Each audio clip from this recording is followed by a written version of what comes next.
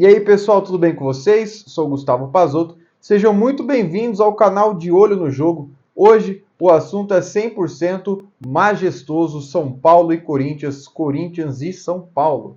Mas na verdade é o tricolor quem vem na frente nessa nomenclatura, mesmo porque tanto na Copinha quanto no Paulistão o mando é da equipe do São Paulo. Vamos começar pela Copinha, né? O São Paulo vai tentar igualar ali o número de títulos que tem Fluminense Internacional, buscando o seu 5º caneco de Copinha. Vale lembrar que o Corinthians é o maior vencedor do torneio e vai em busca da 12ª. Vamos falar de como vêm as equipes. O São Paulo ele garantiu primeiro essa classificação para a final, vencendo o Criciúma por 2-1, 2 gols de Rian.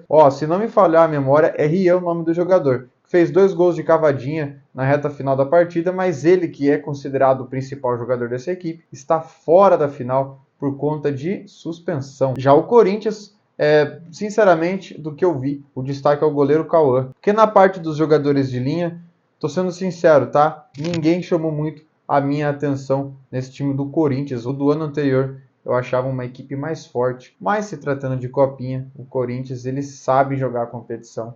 Mas eu sou justo. Na minha opinião, se o Corinthians jogasse com a sua torcida a favor, ele seria o favorito para ganhar o título. Mas como é o São Paulo, por conta dessa questão, porque na minha opinião, jogadores de menos idade ali, sub-17, sub-18, a tendência é que fiquem muito mais sentidos, né, com a torcida que joga contra. Então, é muito provável que esses jogadores do Corinthians eles possam sentir a pressão de jogar contra o São Paulo com o mando do adversário e vice-versa. Acho que aconteceria o mesmo se o mando fosse do Timão. Não que não importe, tá bom, gente? É que são pesos diferentes, tá? Você ganhar uma copinha em cima do rival é muito bacana, mas se no outro dia o São Paulo vencer pelo profissional, ninguém lembra desse jogo da copinha. Então vamos lá. Vamos falar sobre o majestoso. Como chega o time do São Paulo para esta partida? O tricolor vem de uma pré-temporada nos Estados Unidos, com 2 empates ali de 1-1 contra o Cruzeiro e 0-0 contra o Flamengo, e trabalhou bem ali os atletas, deu ritmo para esses jogadores, e aí a equipe jogou na segunda-feira contra o Botafogo de Ribeirão Preto, para a estreia do Paulistão, empatou em 0-0, e só ontem veio a jogar com os jogadores principais, né? Aquela equipe que é considerada titular e venceu por 1-0 o gol de Luciano aos 4 minutos. Cruzamento do Alisson, Luciano só esticou a perna e já abriu o placar. E assim, da análise que eu faço desse jogo do São Paulo, é uma equipe que tentou muitas jogadas de bola aérea, inclusive com o Oscar ali, ele cruzou na medida para o Lucas, que chutou fraco por meio do gol. Mas entre outros lances que eu vi na partida, a maioria deles era sim voltada para o cruzamento. Teve, aliás, um lance ali no final do jogo que o Ferreirinha ele saiu sozinho, cara a cara com o goleiro, mas no que ele driblou o goleiro, ele foi muito reto, foi uma passada muito alta que ele deu, e aí ele acabou perdendo o ângulo, chutando a bola na trave. Não fez falta para o São Paulo, o Guarani também, um time muito limitado, mas o que eu percebo tanto de Corinthians e São Paulo é que são duas equipes no momento sem nenhum ritmo de jogo, né? O São Paulo também no segundo tempo o nível caiu bastante, mas se tratando de clássico, vamos lá, o torcedor precisa entender aqui o que eu vou falar agora. No começo, meu primeiro vídeo aqui do canal, né, que provavelmente só eu e umas 5 pessoas assistiram, eu falei que o São Paulo era o segundo favorito a ser campeão paulista. E por que eu falei isso? É um plantel que está junto há mais tempo. É um time que tem ali ainda, né? Ainda tem a base do time campeão da Copa do Brasil. Que eu me recorde agora, quem que não tá mais no São Paulo daquele título? Rafinha, Wellington Rato, assim, 3 atletas no máximo, mas a parte corporal ali, uns 80, 90%, é ainda a mesma equipe. Então, considerando aquele ano vitorioso com a Copa do Brasil, eu ainda acho que o São Paulo tem um pouquinho de favoritismo sobre o Corinthians quando a gente fala sobre o título estadual. Mas eu também falei naquele vídeo que a diferença entre Corinthians e São Paulo era pequenininha, porque para mim o meio para frente das duas equipes é muito parecido em questão de nível técnico, mas do meio para trás o São Paulo tem um sistema defensivo muito mais sólido que o do Corinthians, né? É só você ver o que eu sempre falo, o Corinthians toma gol todo santo jogo, sempre por alguma falha individual, seja do goleiro, seja do zagueiro, do lateral, acontece alguma coisa e o Corinthians toma um gol. Portanto, reforço que eu ainda acho que o time do São Paulo é levemente favorito para poder ganhar o título estadual depois do Palmeiras. E dentro da partida, também. O que eu vou levar em conta para poder avaliar isso? É a questão dos últimos clássicos. O São Paulo tem tido um repertório muito favorável contra o Corinthians nos últimos clássicos, quebrou o tabu ano passado. Esse tabu já estava amadurecendo, já havia algumas partidas em Itaquera que o São Paulo estava atuando muito bem, tomando empate na reta final, enfim. A quebra do tabu veio, depois disso as equipes se enfrentaram aí no segundo turno do Campeonato Brasileiro, com uma vitória do São Paulo por 3-1, o Corinthians teve 2 jogadores a menos. Então, levando por esse lado, pelo retrospecto recente entre as equipes e pelo jogo ser no Morumbi, o São Paulo tem sim um leve favoritismo para este jogo. Momento torcedor agora, hein, rapaziada? Vamos virar a chave. Vamos falar do Corinthians. Caralho, tem que ganhar do São Paulo. Não dá mais para poder ficar apanhando em clássico igual vem acontecendo nos últimos 4 anos. Eu não estou falando só do clássico contra o São Paulo. O Corinthians foi quebrar o tabu contra o Palmeiras no último jogo aí do segundo turno do Brasileiro do ano passado. Entendeu? Vinha ali, a única vitória contra o time do Abel Ferreira tinha sido aquele com um misto do Palmeiras com o gol do Roger Guedes.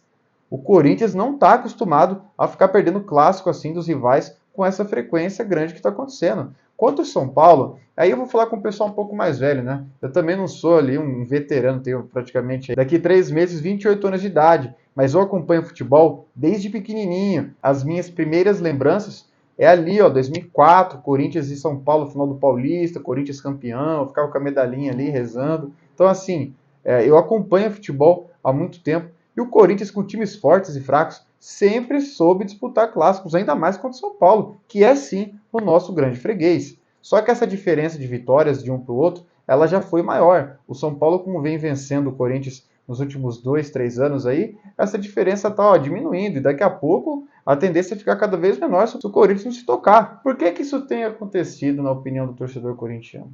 Eu vou falar a minha aqui, e aí se você quiser discordar, fique à vontade nos comentários, tá? O Corinthians, ele vem de uma geração... geração é uma palavra muito forte, né? Porque geração acho que é uma coisa que engloba mais tempo. Mas os últimos anos do Corinthians, ele tem montado elencos de jogadores medrosos, jogadores que não sabem disputar jogos decisivos. A verdade é essa, né? O Corinthians aí, por exemplo, na semifinal contra o São Paulo na Copa do Brasil, tremeu nas calças do Morumbi. A verdade é essa. Aquele jogo, o Corinthians, ele ficou o primeiro tempo inteiro acuado, devolvendo a bola para o São Paulo. E aí, meu amigo, água mole, pedra dura, tanto bate até que fura. O Corinthians tomou os gols do São Paulo, que seriam naturais, apesar de eu achar que aquele gol do Lucas foi de mão. Se não tivesse aquele gol, a gente certamente teria tomado o segundo em questão de tempo. Né? O time estava muito mal, aí teve o Luxemburgo falando que queria terminar o primeiro tempo perdendo só de 1. É coisa do Corinthians, né? É coisa do Luxemburgo também, né? Pérolas de um treinador que já não serve mais para o futebol brasileiro. Mas beleza, voltando ao assunto que é o Corinthians, o time teve uma baita evolução na reta final do ano passado, tanto que conseguiu aí 9 vitórias seguidas, fugindo daquela briga pela queda, e aí conseguiu beliscar uma pré-Libertadores. Mas é um time que, por exemplo, enfrentou o São Paulo, e naquele jogo, o São Paulo havia acabado de ser eliminado para o Botafogo na Libertadores. A equipe dos caras estava, assim, totalmente abatida. Sabe quando você... O torcedor sabe como que é no futebol, você percebe quando dá para ganhar. E aquele jogo era muito perceptível que o São Paulo estava dando espaço, era só o Corinthians ser um pouco mais corajoso. E aí não foi, né? O querido Fagner fez um pênalti, aí desandou tudo, teve expulsão, e aí o jogo se perdeu nessa questão. Mas era um jogo que dava para ganhar. Isso prova o momento do Corinthians no Majestoso, que é aquele que nada dá certo. Até quando o São Paulo está mais ou menos, o Corinthians não se aproveita da situação. Teve a quebra do tabu, que foi sim amargo pra caralho, não adianta falar que não. Tá? A gente adorava ficar se vangloriando em cima dos caras por conta disso. Mas por quê? Porque nos primeiros anos de Arena, que eram onde o Corinthians tinha um time forte, São Paulo tremia nas calças. Era questão de 10 minutos que o Corinthians já estava ganhando do São Paulo. E isso se inverteu. Né? Os últimos clássicos entre Corinthians e São Paulo, tanto no Morumbi quanto na Arena, 3 minutos o Corinthians toma um gol. Inclusive, o que teve o gol do Lucas lá no começo do jogo, esse foi empate, teve um golaço do Coronado também. Era 2 minutos, o Lucas entrou tabelando e já fez um gol. Né? No Morumbi isso também aconteceu, inclusive num jogo que agora não vou me recordar, mas o Caleri fez o gol com 2 minutos, só que daí foi anulado, mas daí passou 5 minutos e tomou um gol. Então, o Corinthians precisa melhorar a postura. Os jogadores têm que saber que não se trata de um simples jogo, tem que ser homem. Num clássico você tem que ter culhão. E os motivos para o corintiano, aí é na questão da superstição e tal, motivos para o corintiano ficar um pouco assustado com esse jogo, É que o Corinthians, historicamente, e aí não é só contra o São Paulo, ele é aquele time que chama gol de jogador que está estreando, de jogador que está se despedindo. É igual o caso do Rogério Ceni, nunca tinha feito um gol de falta no Corinthians, fez logo o 100º. Aí você pega o Lucas que voltou, fez gol contra o Corinthians. Ah, mas o Luciano faz gol contra o Corinthians. Ah, o último gol do Fred também foi contra a gente. Então, assim, é histórico. Teve lá atrás também, quando o Raí volta pro São Paulo. Então, é a nossa cara tomar um gol do Oscar nesse jogo, tá? É a nossa cara. Ou então, ressuscitar o Caleri, que não joga nada desde agosto, quando foi o último gol que ele fez pelo São Paulo. É a nossa cara. Eu não ligo se o Oscar fizer um gol, o Caleri outro, e o Corinthians fizer 3. Não ligo, sinceramente. Mas que é a nossa cara tomar esse tipo de gol nesse tipo de cenário, sim, o corintiano sabe do que eu estou falando. Agora, o motivo para a gente se empolgar é que o time está entrosado. O time do Corinthians ele está unido. Ele está naquela sequência de vitórias do ano passado que continuou nesse ano. São 3 jogos e 3 vitórias. Foi uma grande atuação? Não. Mas, mesmo assim, o Corinthians venceu. Outrora o Corinthians jogava mal e perdia. Então eu estou tentando olhar por esse lado, né? Eu gosto muito ali do Carrilho no meio campo, acho que ele cadencia muito bem a bola, dá um dinamismo foda para esse time. Provavelmente ele vai usar ali o Alex Santana no lugar do Bidon, que está com a seleção. Então, vamos ver como vem esse Corinthians, né? Voltando ali rapidinho no São Paulo, eu acredito que a escalação do Tricolor deva ser com Rafael no gol, Alan Franco e Arboleda na zaga, daí nas laterais o recém-chegado Enzo Dias e Igor Vinícius, que aliás, o Igor Vinícius, com todo respeito, é um jogador fraquíssimo, tá? No meio campo, Pablo Maia e Alisson, né, que voltaram recentemente de lesão, Oscar, e aí os jogadores que a torcida tanto pede, né? Já começando ali com Oscar, daí vem Lucas, Luciano e Caleri, ou então Lucas, Caleri e Ferreirinha. Eu acho que o São Paulo deve seguir por aí. Já o Corinthians, eu imagino que se for usar o time titular, né, com força máxima, coisa que ele não fez ainda, porque eu também não vi nada sobre o retorno do Hugo, mas vamos imaginar que é o Hugo, né? É o Hugo no gol, André Ramalho na zaga com o Kaká, que me causa arrepios. Acho que o Kaká é um jogador extremamente inseguro. Na lateral esquerda, Matheus Bidu e na direita, Mateuzinho. Nesse meio campo, vem Carrijo, o Ranielli e eu acho que o Alex Santana. E aí na criação fica o Coronado e no ataque Yuri Alberto e Memphis, né? Eu acredito que seja esse o time. De repente ele nem entra com o Memphis e coloca aí Romero ou Thales Magno. Eu não sei o que esperar do Ramon Dias para esse time. Fato é que o nosso principal meia, o Rodrigo Garro, ainda não vai ser relacionado por conta de uma lesão no joelho, que para mim, com certeza, é um tempo que o Corinthians está dando para o jogador para ele assimilar tudo o que aconteceu no acidente no qual ele se envolveu. Então eu penso o seguinte, aqui ó, é o momento torcedor, tá? Então foda-se o que vão pensar.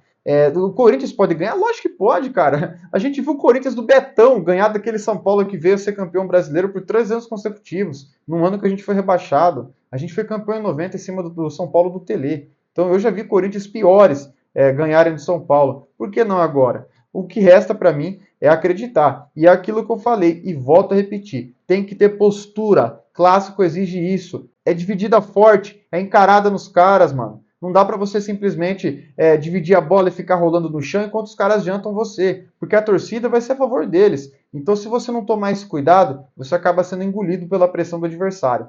Não tomar gol cedo. Vai tomar gol no jogo? Vai. Eu tô falando aqui antes, tá? Depois podem me zoar. Se o Corinthians vencer esse jogo, é por pelo menos 2-1, porque infelizmente toma gol. A zaga do Corinthians chama isso. É inevitável. Até contra aí o Água Santa, parecia um jogo tranquilo, pum, de repente a gente toma um gol. Espero que não seja o Matheus Rondelli no gol, com todo respeito, mas eu não confio nesse jogador. Então vamos ver o que vai acontecer. Nos últimos 6 clássicos, o Corinthians ganhou do São Paulo só uma vez, que foi lá em 2023, pela ida da semifinal da Copa do Brasil. Depois disso, 5 vitórias do São Paulo e um empate. Não dá para ser desse jeito. Simplesmente é uma coisa inadmissível dentro do Corinthians, né? É uma pena que a gente não pode estar lá, não tem mais torcida dividida nos estádios do estado de São Paulo, já vai para quase 10 anos. Para mim é uma coisa lamentável, não diminuiu em porra nenhuma as brigas, os caras continuam se trombando em bairros diferentes, enfim, né? É um assunto para outro vídeo. Mas eu fico por aqui com esse pré-jogo, né? Aliás, o jogo da Copinha, gente, eu não garanto que eu faça logo que acabe. Eu não sei como vai estar o meu dia, gravar, editar, uma coisa que demanda tempo, ainda mais para mim, que tem um computador limitado e que também não sou o craque da edição. Então, eu não garanto que pós-jogo da Copinha eu já chegue aqui falando sobre como foi. Por isso que eu já dei uma avaliada antes. Falei que, infelizmente, acho que os caras são favoritos, mas não significa porra nenhuma. Afinal, o Corinthians sabe jogar a copinha e é nisso que eu vou me apegar. Então é isso, pessoal. Fiz aí uma análise, como ver os times, o meu ponto de vista, lado ruim, lado bom, no que a gente pode se apegar, no que a gente pode ter um pouquinho de receio ali. Mas eu vou já dar meu palpite. 2-1 Corinthians, gol de Yuri Alberto e Memphis, e o gol de São Paulo vai ser do Oscar. Tamo junto, fui!